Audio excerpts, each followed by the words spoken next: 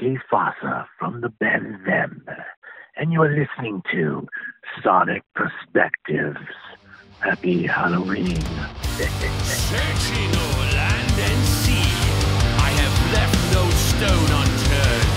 You better watch out for me, KK, for I will find you. On the eve, the moon crest shone, silence was overthrown. From the sea, the evil swang.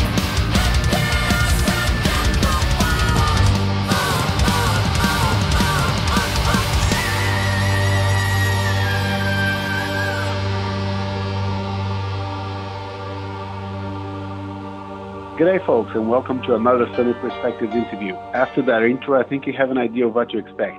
We have on the phone today the singer of a new and exciting band called Them, Mr. KK Fossor. KK, how are you, man? I am alive and breathing for now. Nice talking to you, man. Are you a person or are you a ghoul? I don't know. I'm actually like a Dr. Jekyll and Mr. Hyde. Oh, very cool. Very cool. Well, you have a new album now coming out as we speak, and it's called Manor of the Seven Gables, right? What can you tell us about that? Well, Manor of the Seven Gables is actually a direct continuation of Sweet Hollow, which is our debut record.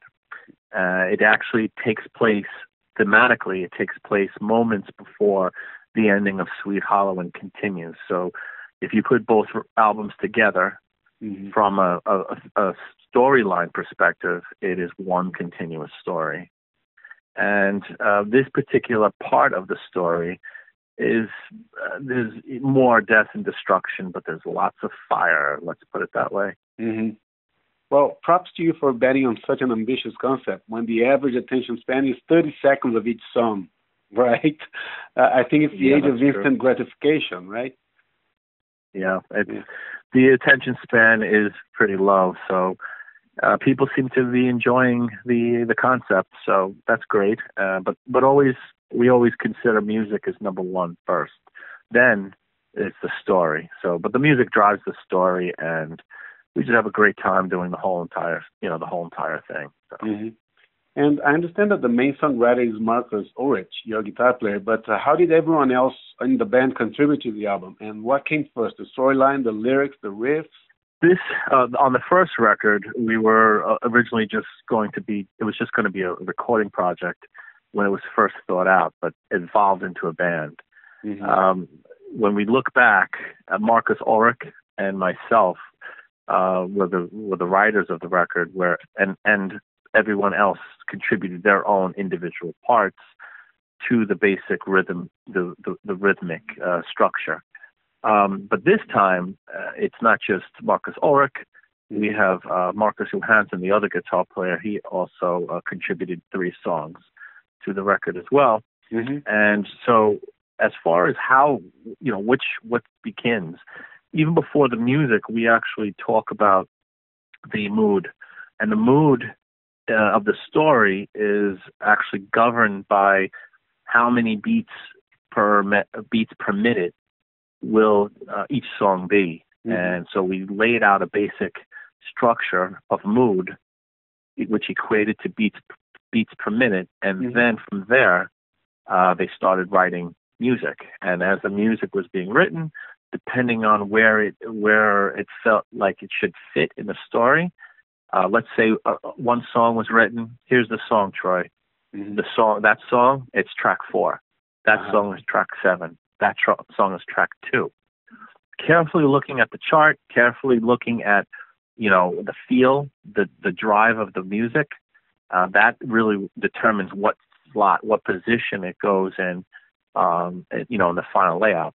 Then I will take the songs and I will create what's called vocal mapping.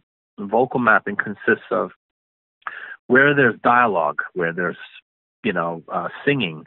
Where there's singing, is there going to be harmonies? Is there, any other types of voices going to be used? So that is created using what we'll call scat singing, almost like improving as a vocalist. And so it's kind of like sounding like just using random words to lay out what's going, like what's going on. Mm-hmm. But as far as like further instance of this, it's just just lyrics. I see. So as of now, I've seen only the lyric videos for Witchfinder and Circuitous. Would there be a proper music video for this release, or? Yes, that's going to be out in early part of next year. Okay. And speaking of Witchfinder, how did you reach the high register at the beginning of that song, man? That's out of this world, that high register you reached. Yeah, that is just, I'm able to do that. I don't know how. I just am. That's amazing. Fun doing it too. Yeah, Thank you.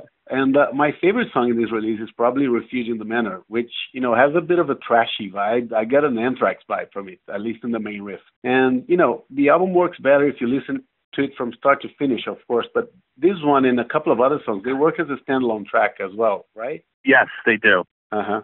They do. And it's very, you're right, it is a very thrashy sound, and it actually conforms to the mood of the story. Mm-hmm. And in a few of the songs, you have these spooky backing vocals, notably on As the Sage Burns, Witchfinder, and a few other tracks as well. How is that effect achieved, those eerie backing vocals? Well, we also have on the record, we have Paul Sabu, mm-hmm. in addition to multiple vocal layering that I'll record myself. Mm-hmm. And Paul Sabu, he's a really incredible singer, songwriter, musician. He also is known to work with artists such as like Alice Cooper, David Bowie, mm-hmm. and he's really geared to working with groups to creating like really huge stadium-like choruses, etc.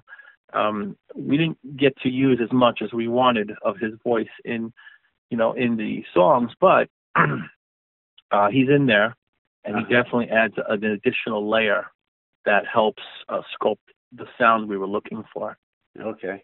And you had Mike LePond, the bass player of Symphony X, as producer, and the album was mixed by Dave Otero. What was it like working with them, and what was the influence they had in the final result? Well, Mike LePond, he actually played bass on this record, mm-hmm. as well as the Sweet Hollow record.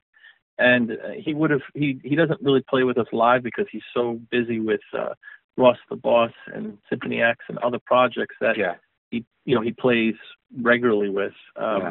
We just haven't crossed paths, but the band as a whole had to continue moving forward. So we have another bass player that plays live with us.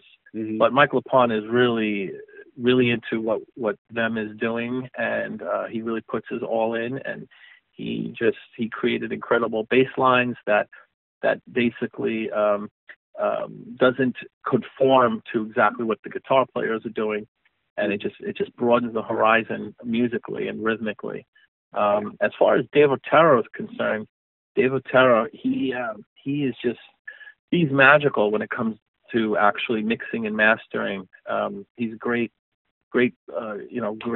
person to work with, very professional, very hospitable, and he's very reasonable. So anybody really wants stellar production, he is key, and you can look up flatlineaudio.com, and Dave Otero will take care of you. Oh, cool. And correct me if I'm wrong, but I think that what you went for in this release is like an 80s vibe on the songs, but a modern production, right? You nailed it. Bingo. That's exactly what we wanted. And Dave Otero was the key to make that happen. Yeah, it's not an easy thing to achieve, I would say. No, definitely not. I mean, some people, if you look at out there's different types of critics. The album gets reviewed differently, and some people, they might not like the more modern sound. They want a classic sounding album, but that's fine. That's preference, right? Yeah. Me personally, I've always envisioned having 80s style music with a modern sound, and ultimately we had a little bit of that on the last record, but on this record, Man of the Seven Gables, it was completely achieved, 100%. Yeah. And I think that concept albums like this one, where there's a storyline to be followed and a whole mood to be established, it can be better experience if you have the CD booklet at hand when you listen to it. And I understand there will be a very special edition of the album available this time, right?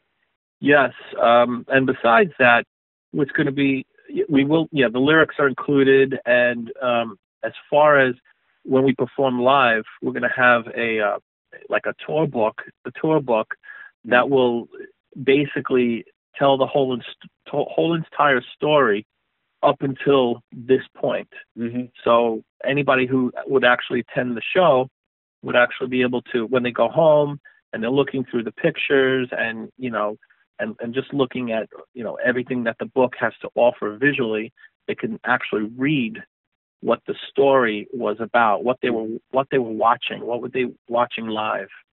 Oh, very cool. Very cool. And well, since we almost don't have record stores anymore, I need to ask you, what's the best way for the fans to find the album online? Well, you could go to them666.com. That is one way, because from there, if you can go, you'll see there's a link to shop and purchase the record. You could also go on Amazon, Amazon.com, spv.de. That's the SPV label that has links on there as well. And if you just put in the name Manor of the Seven Gables with the number 7 instead of the word 7 spelled out, so SE7EN, in say Google, and there's countless sites that also sell it as well. All right, cool. And well, obviously the album cover alludes to the story as well. How it fits with the narrative, that particular scene there in the album cover. Yeah, that scene is actually a little misleading.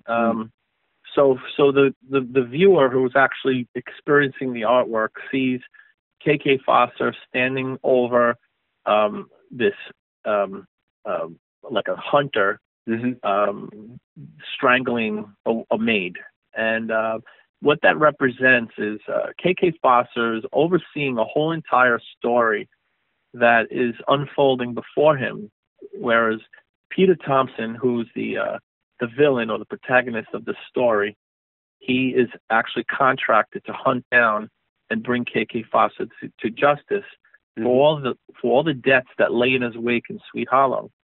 And Sarah, who is the scullery maid in the story, she is the one who took KK and KK's assistant Remsen in to harbor him and them, and harbor, keep them from harm's way from the authorities, because KK and Remsen fled. So Peter Thompson actually doesn't strangle Sarah. There's a jury at one particular point that sentences Sarah to death for harboring KK Fossor. And in KK's upset, he was very upset of the loss of Sarah, who was an innocent life. He cast a spell, an evil spell, to destroy the whole entire jury. And in turn, Peter Thompson, with no other recourse, apprehends KK and takes him to the town square where we see what the final fate lies with him at the end of the story in the song Punishment by Fire. Wow, very cool. You're obviously very proud of that record, man. I like that. Oh, yeah. And, it's great. We're very happy. Yeah. And in addition to you and Marcus, we have Marcus Johansson that you mentioned, Angel Cuddy on drums, Richie Seibel on keyboards, and Alexander Palma. I understand that you guys live actually in different countries, different continents even. How does that work in the band dynamic? How do you guys go around that difficulty? So there's two different difficulties. There's the recording aspect of the project, and then there's performing live. When we actually prepare to record a project, the material is written and sent to each other through the internet. We usually use like Dropbox or one of the file sharing services out there. Then each person will take the songs and create their own parts around the basic structure of the songs. So when we go into the studio, what we've been doing up until this point, we've recorded in our own areas. So you would have drums drums, bass, and vocals would actually be recorded somewhere within New York, which is central to three of us that recorded. Guitars would be recorded in Chicago, and guitars and keyboards would also be recorded in Germany. And then all the files would be actually brought to Colorado, where Dave Otero from flatlineaudio.com would actually take them, mix and master them. So when from a live perspective, you have, we have to prepare on our own. We prepare everything. We practice as though we're playing a show. We build up our stamina. We build up our chops. And then a few days before our first show, we arrive in Germany. We practice for a few days, perform a local German warm-up show, and then we'll go on a tour. That's how we do it. And it works for us because, everybody has to be professional. Everybody has to, prepare majority on our own. And then when we get together, we tighten everything up. And that's worked for us. So that's how we do it. Okay, cool. And, well, with a band name like them and the way you guys sound, I think the King Diamond influence is undeniable, right? But how long does it usually take in your interviews for that to be brought up? Actually, I did one interview where it wasn't even brought up. But majority of the interviews, it's brought up fairly soon, definitely within the first half. The band started out as a King Diamond tribute band and evolved into an original project. Some people would say, well, think of King Diamond, Testament, Slayer, and maybe like a Dream Theater, and you mix them all together, and that's what you get. And that really stems from where we come from and our loves, our different loves of heavy metal. I mean, we come from different backgrounds. Some of our musicians stem from thrash metal roots. Then others stem from progressive metal roots. And then you have, we've always had a death metal drummer, death metal drummer in each band. So when you mix that all together, you get them. Oh, cool. And did you start the band? You mentioned that you started as a King Diamond cover band. Was the intention at first to then develop your sound and become something unique of your own, or was it always the intention to just be the cover band and then it developed that way? So back in 2000, was it 2006? 2007. I was in a cover band. We played some originals and then covers, heavy metal covers from various groups, from Metallica, Megadeth, Iron Maiden, etc. And I one day in the rehearsal room, waiting for some of the guys to arrive, one of the guitar players, he played a King Diamond song. And I said, wow, why aren't we playing King Diamond? Let's do one King Diamond song. The whole band denied it. They said, no, we don't want to do it. They don't want to do it. They didn't like King Diamond. I don't know why, but they didn't. So I told that guitar player, let's play one show next year. We'll form another group that wants to do it.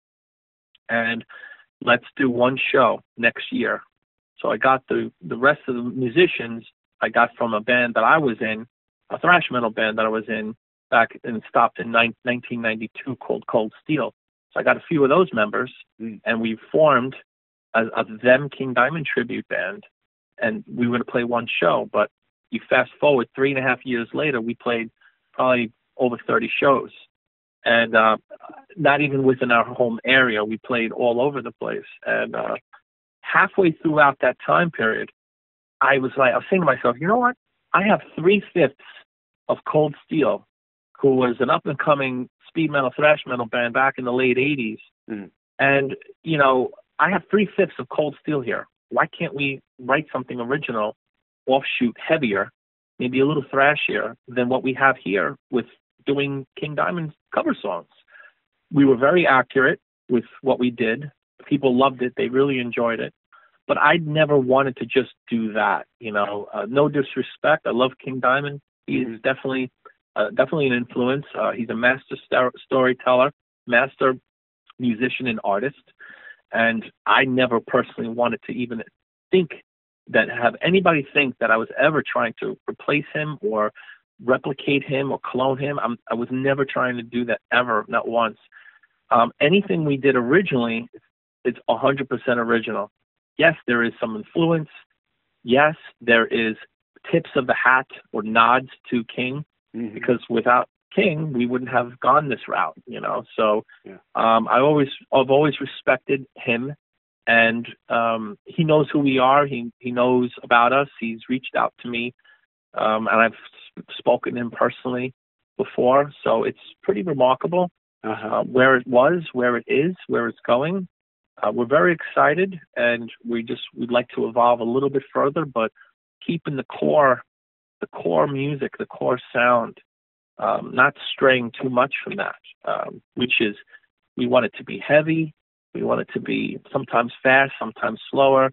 You know, we don't want every song to sound exactly the same, because without diversity, there's what interest is there, you know? I mean, a band could play, 9, 10, 11 songs, and all those songs are all fast. I mean, yeah, they might be brutal, they might be really, great, but the people might, like after a while, if you're just playing one type of song, it actually tends to become a little boring. And we just want it to be interesting.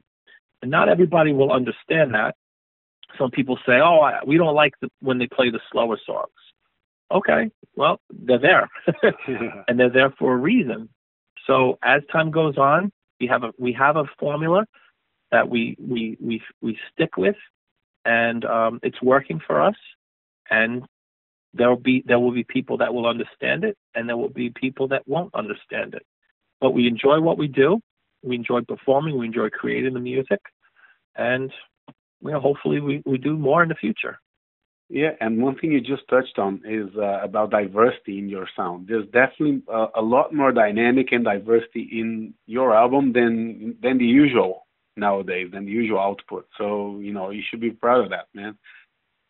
And thank you. That's really nice to say that. Not many people understand that. Yeah, I know. So, and of course your singing style is influenced by King Diamond, like you said, but I think there's a lot more to your voice than just that. I hear a bit of Warren Dane in your singing. What are some other influences of you when it comes to the singing style? Okay, well, you ready for this one? Yeah, Billy Joel? Oh, yeah. Billy Joel, what's his name? Lenny Kravitz, Bruce Dickinson. I'll even say James Hetfield. There was one particular point in time that I really enjoyed the way James Hetfield, executed his vocals. So you take a little bit of combination of everybody that I've mentioned, and you get me. And of course, King Diamond as well. Can't leave that one out. That's important. So it's a little bit of everybody. When I was younger, I really grew up listening.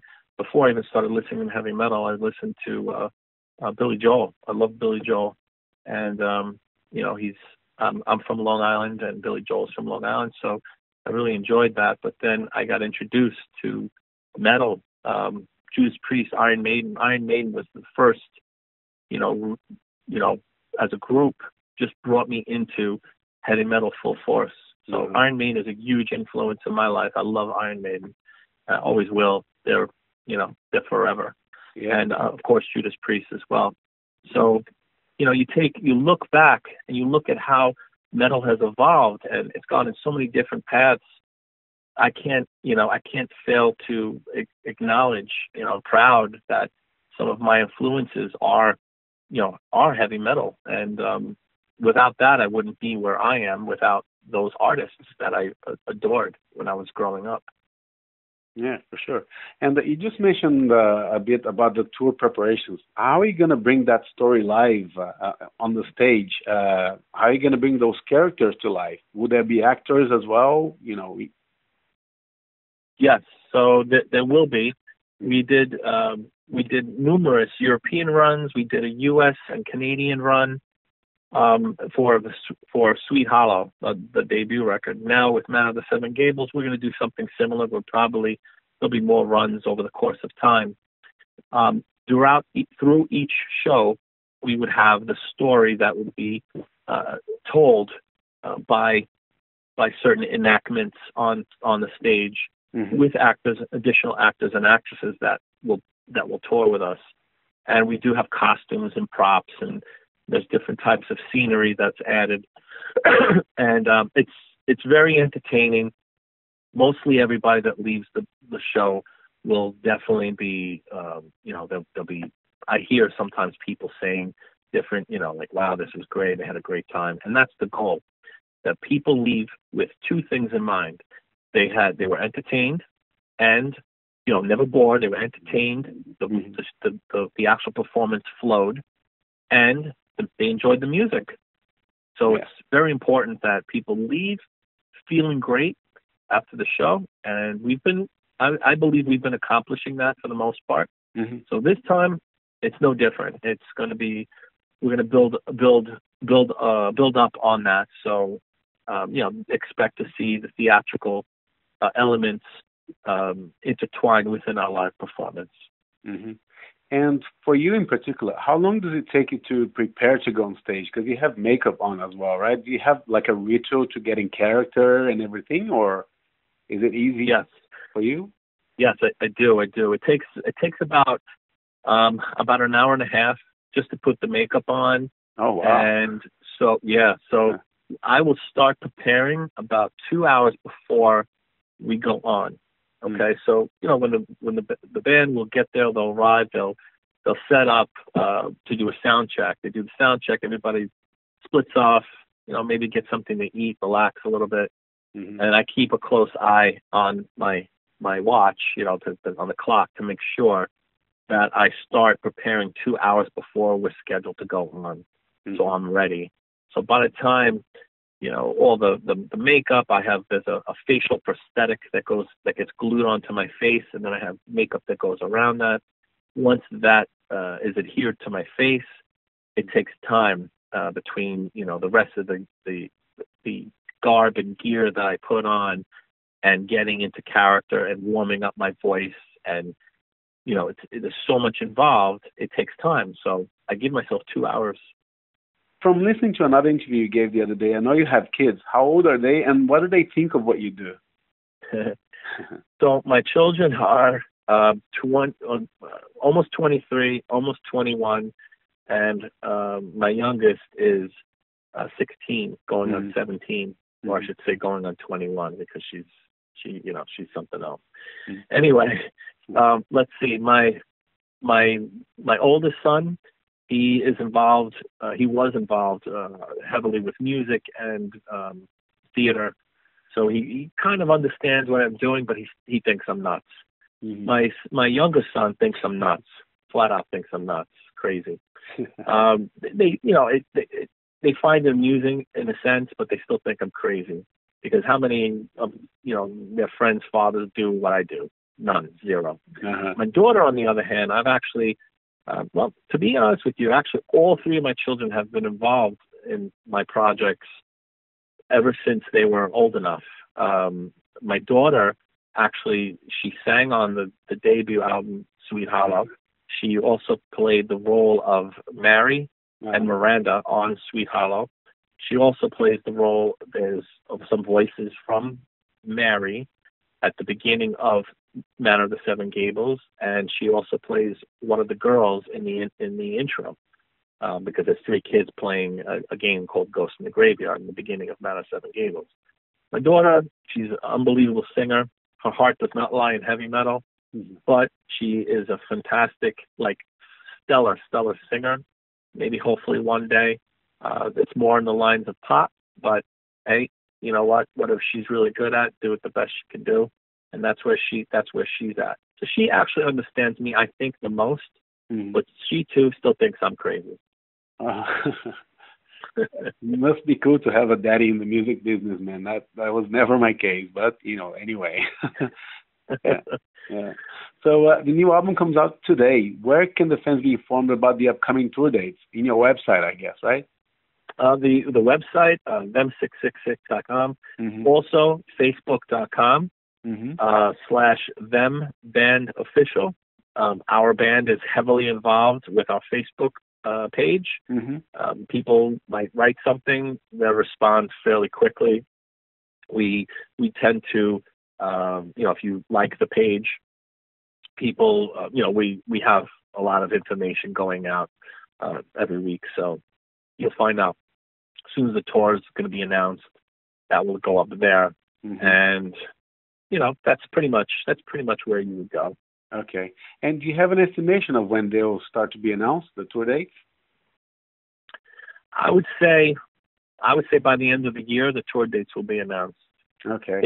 They're wrapping them up soon. I believe it's going to be May to June, but then there will also be other runs, probably throughout the summer, in the fall. I don't even know all the details yet. I've actually found out we're actually performing because some of the local promoters of the venues we're performing at are making events.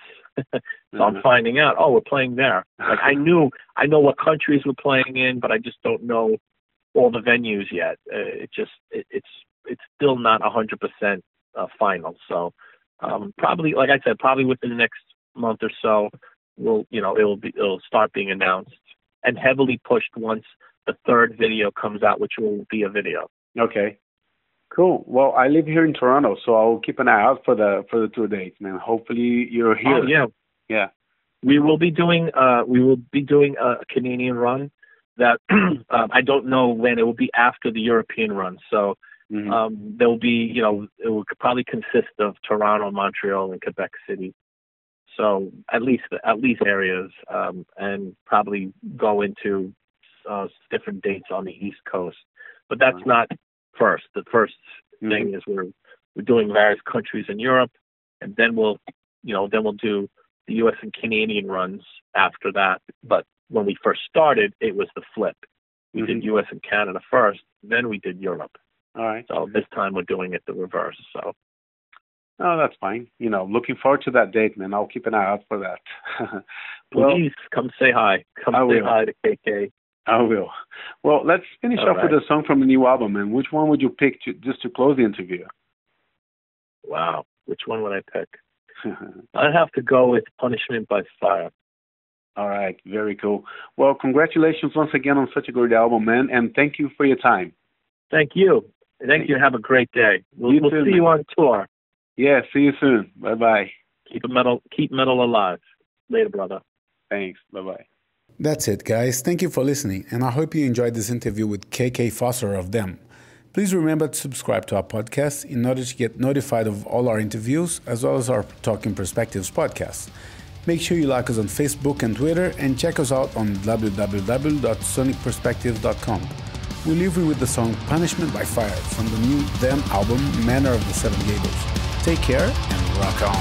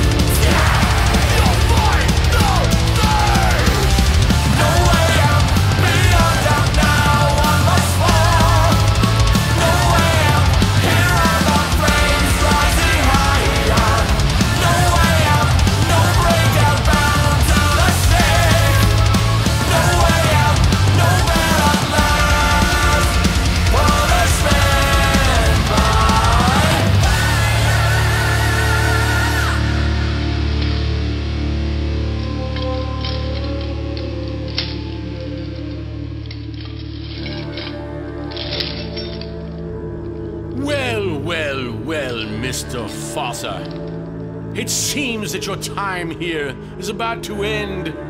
Do you have any last words before your departure into the netherworld? Your kind will never understand what we truly embody. You reap from our demise, but soon your business shall be no more. Ha ha ha! So you say, Fossor. But what you fail to realize is that I am not going anywhere. True, I will profit from your death, but burning your precious Alyssa and Miranda during the Hemsmore trial? Now that was for my pleasure. No, Miranda. Alyssa. Well, cheerio, my good fellow. It was sure nice chatting with you before your little trip. Oh, and please don't forget to give my regards to your family.